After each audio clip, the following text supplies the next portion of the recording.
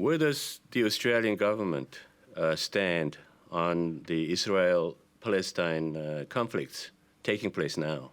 Barnaby Joyce.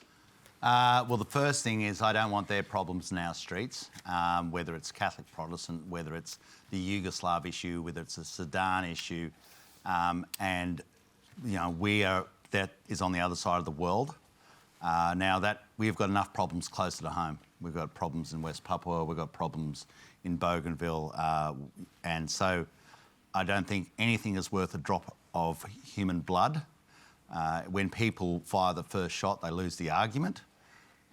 And, what do we say? If I get engrossed in Palestinian-Israeli politics and I take my mind off here, profanely, but you say things with resonance to remember them, I don't care. I don't want to see someone else's turd in my toilet. And, if you come to our country, flush it. Isn't that a bit disrespectful? I mean, there are people dying in Gaza, in Israel right now. Yep. I mean, you're a serving member of our parliament and a member of government. Hamish, what do I do? What exactly do I do? Do we go over there and say to Benjamin Netanyahu, stop? Where everybody's saying that. They're saying, we don't want any more. This is a government that talks about values and defending our values all the time. Do we go to Hamas and try to explain to people who are basically unelected that they've got to stop sending missiles randomly into people's neighbourhoods to kill them? I mean, what Hamish is exactly my role? And do you really think that either Hamas or basically Benjamin Netanyahu give a flying toss about what Australia thinks?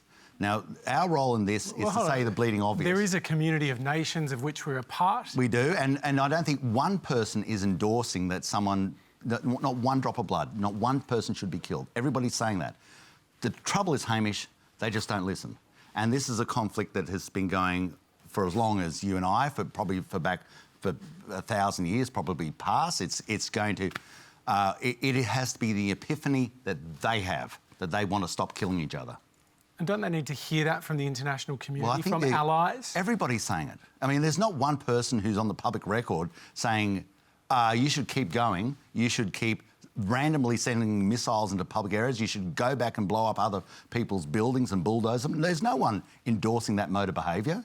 So, the only thing that I can do as a member of Parliament is to say, your problem, you should fix it up. You shouldn't kill anybody, but don't ever make it our problem. Tony Burke. Yeah, I've got a different approach. When a natural disaster happens around the world, we grieve with those countries. When there's a bombing somewhere in the world, we grieve and we mourn with those people and we show the solidarity that people show with each other. It's hard to think of many of the conflicts around the world where the international community has had such a direct role than this one, in terms of the original United Nations vote, in terms of establishing the State of Israel. And the role of the Security Council in 1967 as well. So there's a direct international role, and so I don't agree that Australia should in any way be silent.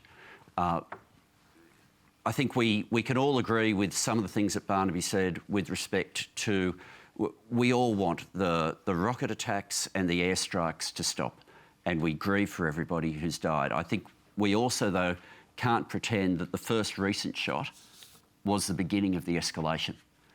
And when people say, oh, well, we just want it to return to normal, I don't think we want the sort of normal that was there a few months ago either.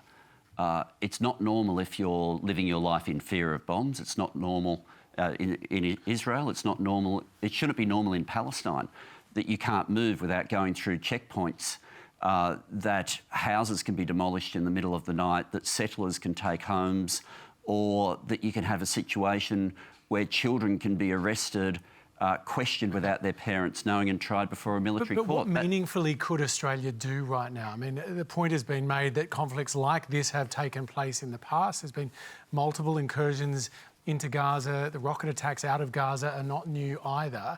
If leaders in those two territories don't heed the advice or the warnings or the requests of international leaders, what could a country like Australia do? Any country on its own will will be unable to assist. But to be part of the global voices speaking out is an important role for a country like Australia. We played that role in the establishment of Israel. We should be willing to play that role rather than, and I've got to say, Barnaby hasn't done this, but certainly the Prime Minister has, which is to just try to immediately weaponise and try to find a wedge politics way in Australia and use this for domestic politics. These are moments where... Has the Prime Minister done that? Oh, claiming that because Labor had a resolution contemplating where our conference called on the next Labor government to recognise the state of Palestine, which would be a decision of a Labor cabinet to work through. The Prime Minister said that if you're contemplating recognising two states, that means you don't support a two-state outcome. Like, it was bizarre, and it was untrue. But the point I want to make isn't to go into the detail of that, it's to say something like this is where you show your humanity and you show the solidarity between nations. You don't say, not my problem, other side of the world, not going to have much to say.